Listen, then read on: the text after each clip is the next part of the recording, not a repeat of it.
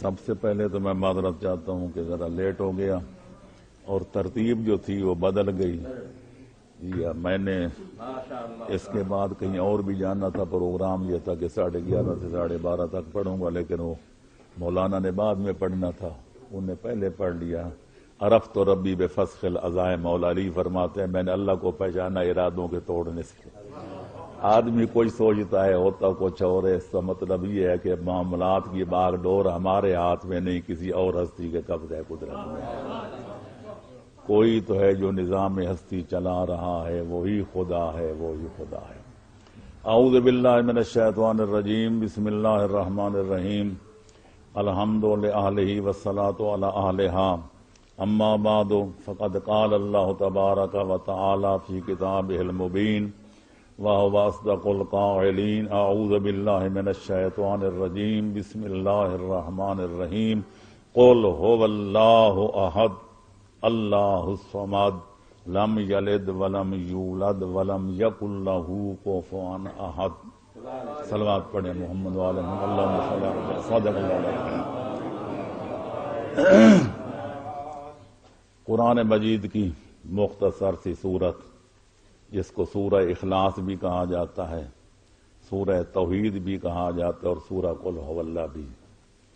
خالق کون و مکان اپنا تعارف کراتے ہوئے اپنے بندوں کو یہ بتا رہا ہے کہ میری شان کیا ہے، میرا مقام کیا ہے، میری حیثیت کیا ہے۔ تو حکم ہوتا ہے کہ میرا حبیب ان لوگوں سے کہہ دو کہ میرا پروردگار ایک ہے،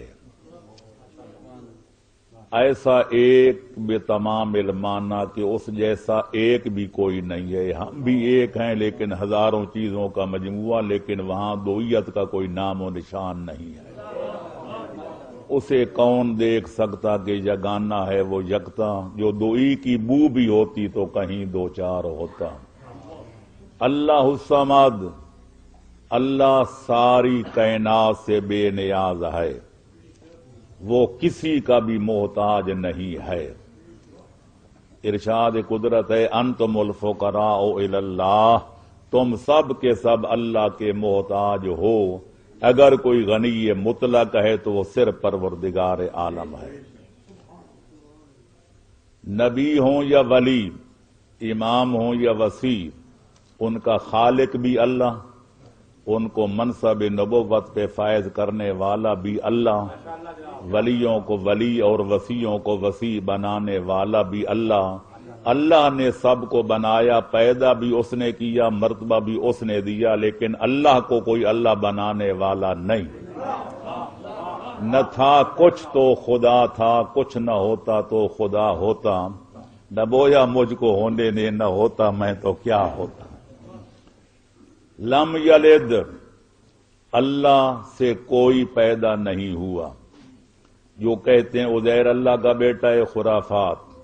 جو کہتے ہیں کہ عیسیٰ اللہ کا بیٹا ہے، یہ بکواس۔ جو کہتے ہیں فرشتے اللہ کی بیٹیاں ہیں، یہ بھی خرافات۔ کیونکہ لم یتخذ صاحبۃ ولا ولدا، جب اللہ کی بیوی کوئی نہیں تو اولاد کہاں سے پیدا ہوگی؟ یہ ساری کائنات مخلوق خدا ہے، اس میں کوئی بھی مولود خدا نہیں ہے۔ ولم یولد، اور اللہ ایسا ہے کہ وہ خود بھی پیدا نہیں ہوا تاکہ یہ دیکھا جائے کہ اللہ کے باپ کا نام کون کیا ہے، اللہ کی اماں کا نام کیا ہے، اللہ کے ددحال کون ہے، اللہ کے ننحال کون ہے۔ وہ لم یولد، کسی سے پیدا نہیں ہوا۔ یہ وہ صفت ہے کہ جس میں کوئی اللہ کا شریک نہیں، کسی بات میں بھی کوئی شریک نہیں۔ حضرت آدم اور حوا کو بغیر ماں باپ کے پیدا کیا، لیکن ان کی اولاد سے تو دنیا چھلک رہی ہے۔ حضرت عیسیٰ کو بغیر باپ کے پیدا کیا، ماں تو ان کی بھی موجود ہے، لیکن لم یلد ولم یولد ہونا، یہ وہ اللہ کی صفت خاصہ ہے کہ بھری ہوئی کائنات میں کوئی اس کا شریک نہیں ہے۔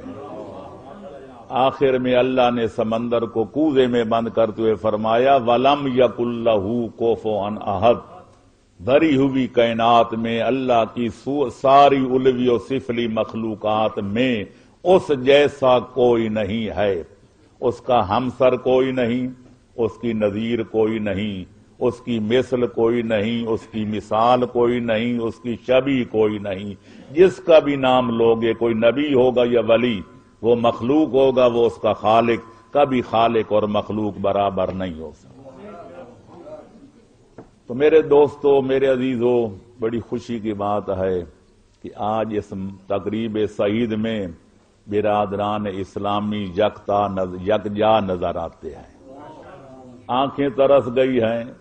میں نے وہ منظر بھی دیکھا کہ جب ختم نبوت کی تحریک چل رہی تھی، کبھی پروگرام ہمارے امام باڑوں میں ہوتے، کبھی بھائی صاحبان کی مساجد میں ہوتے، کبھی مدارس میں، کبھی ان کے مدارس میں، ایسے روح پرور اجتماعات ہوتے تھے کہ معلوم ہوتا تھا کہ ہمارے درمیان سے بال بھی نہیں گزر سکتا۔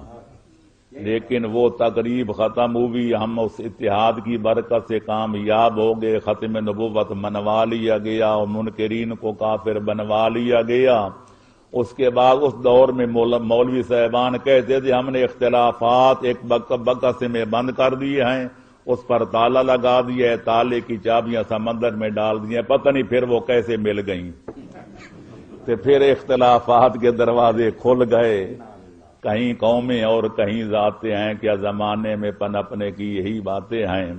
جناب مولانا بھی بیٹھے ہیں، باقی اہل علم بھی بیٹھے ہیں۔ خالق اکبر نے پیغمبر اکرم کو حکم دیا تھا کہ اہل کتاب کو اتحاد کی دعوت دو۔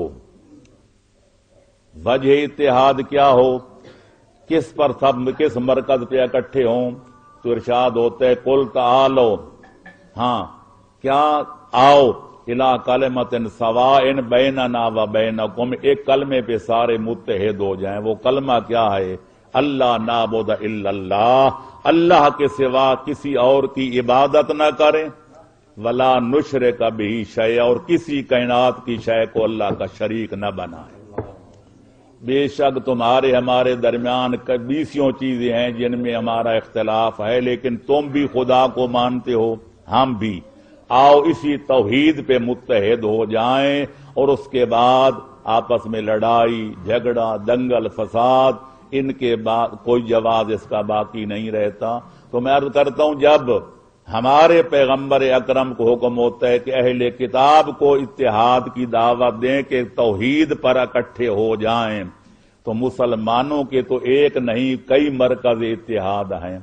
خدا ہے تو ایک، نبی ہے تو ایک، قرآن ہے تو ایک، دین ہے تو ایک، کعبہ ہے تو ایک، اے کاش کے ہوتے مسلمان بھی ایک۔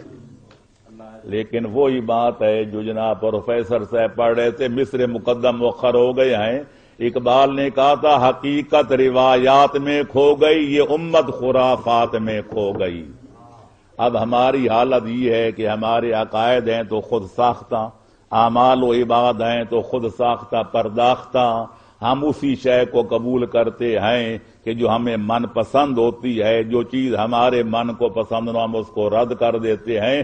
خالق اکبر نے اس نظریے کی رد کرتے ہوئے فرمایا اتؤمنون ببعض الکتاب وتکفرون ببعض، کہ تم کتاب کے بعد حصوں پر ایمان لاتے اور بعض کا انکار کرتے ہو۔ اگر تمہاری ذاتی پسند اور ناپسند معیار دین ہے تو پھر تم نے دین کو سمجھا ہی نہیں ہے۔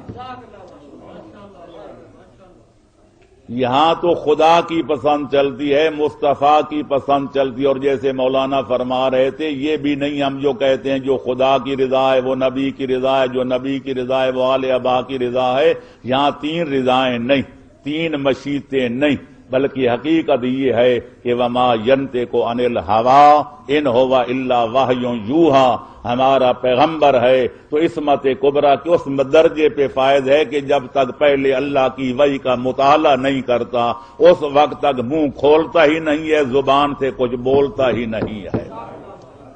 گفتہ اللہ بود گرچہ از حلقوم عبداللہ بود، لہذا اللہ کا پیغمبر وہ کچھ کہتا ہے جو اللہ کی وحی کے مطابق ہوتا ہے، آل محمد وہ کچھ کہتے ہیں اور وہ ارادہ کرتے ہیں جو اللہ کی مشیت کے تابع ہوتا ہے۔